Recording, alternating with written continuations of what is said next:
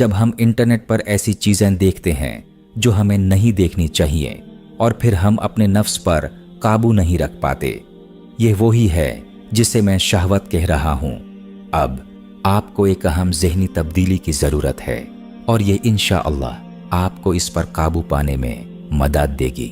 आपको ये समझना होगा कि शहवत का एक मकसद है। इसका मकसद ये है कि आपको आपके अल्लाह के दिए हुए मकसद से दूर कर दिया जाए। अल्लाह ताला ने आपको इस दुनिया में एक खास मकसद के साथ भेजा है और शहवत शैतान के सबसे मुअस्सर जालों में से एक है जो आपको इस मकसद से हटाने के लिए इस्तेमाल किया जाता है। शहवत आपको सुकून, इत्मीनान और वक्त की खुशी देती है, लेकिन यह सब धोखा है।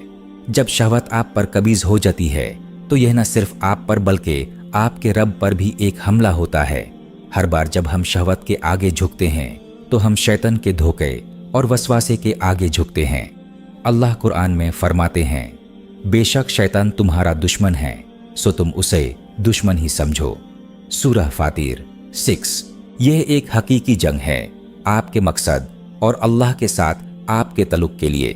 जब आप आजमाइश में मुब्तला हों तो इसे इस तरह देखें, एक तरफ अल्लाह ताला हैं जो आपसे फरमा रहे हैं और जो हमारे लिए जद्दोजहद करते हैं। हम उन्हें अपने रास्तों की तरफ रहनुमाई देंगे।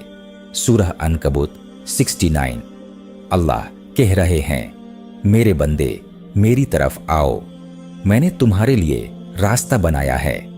और दूसरी तरफ शैतान वसवासा डाल रहा होता है, ये सिर्फ एक बार की बात है, तुम बाद में तौबा कर लेना।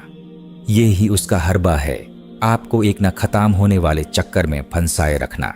हजरत सुलेमान अलैहिस्सलाम की मिसाल को देखे, उन्हें बेशुमार हिकमत, दौलत और ताकत अता की गई थी, लेकिन वो भी आजमाए गए।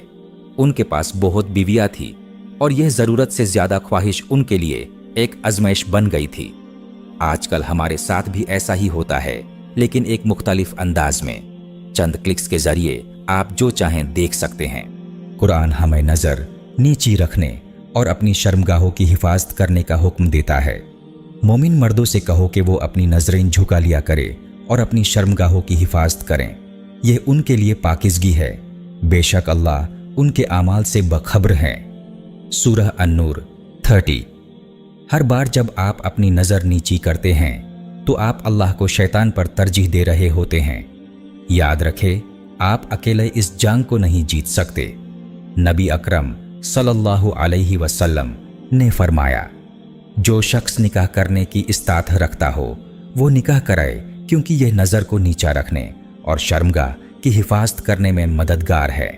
और जो इस्तात ना रखे वो रोज़ा रखे, क्योंकि यह शहवत के खिलाफ ढाल है। सही बुखारी।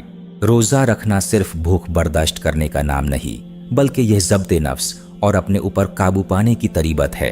हर बार जब आप शहवत के खिलाफ मुज़ाहमत करते हैं तो आप अपने अल्लाह के साथ अपने ताल्लुक को मजबूत कर रहे होते हैं।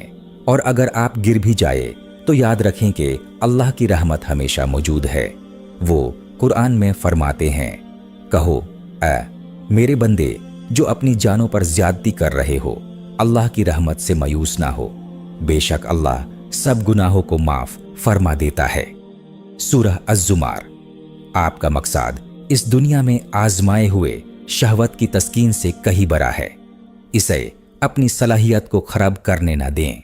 अल्लाह को चोस करें, अपने मकसद को याद रखें और मुसलसल जद्दो जहद करते रहें।